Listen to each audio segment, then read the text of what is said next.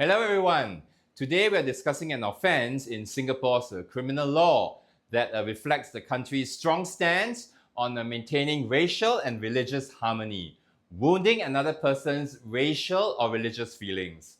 This offence can land you in serious legal trouble, and we'll be exploring what the law says, the relevant legislation and the penalties involved. As many of you already know, Singapore is a melting pot of various cultures, races and religions. The government takes this diversity seriously and has put in place laws to ensure that everyone respects each other's beliefs and practices. One such law is found in Section 298 of the Penal Code, which criminalizes acts that wound another person's racial or religious feelings. Let's look at Section 298 of the Penal Code.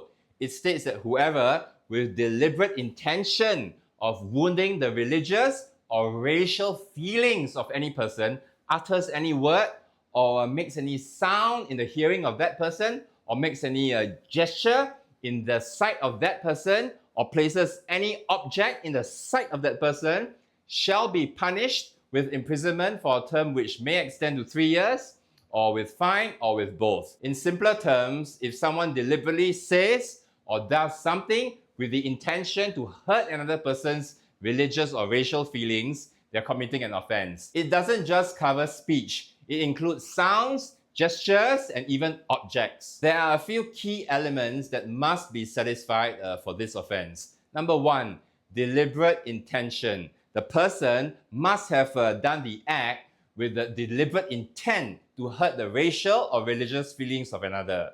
Number two, action or words.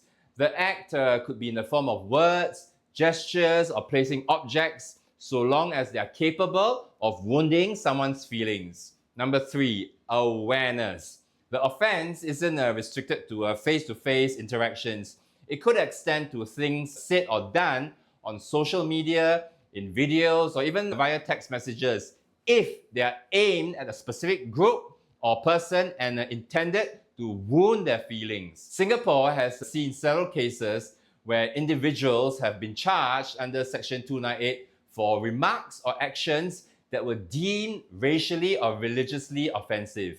For instance, there have been social media posts that insulted a particular religion or race, leading to the offenders being prosecuted. One notable case involved a man who made derogatory comments about a particular religion on Facebook. He was charged under Section 298 and sentenced to several weeks of imprisonment. This shows how seriously the courts take such offences, especially in the digital age. If convicted of wounding another person's racial or religious feelings under Section 298, the offender can face imprisonment of up to 3 years, a fine, or both. The penalties highlight the severity of the offence, the importance of maintaining harmony in Singapore's multiracial and multi-religious society. The law is designed to protect the social fabric of Singapore, where different communities live side by side. The consequences of inciting racial or religious discord can be devastating, as history has shown.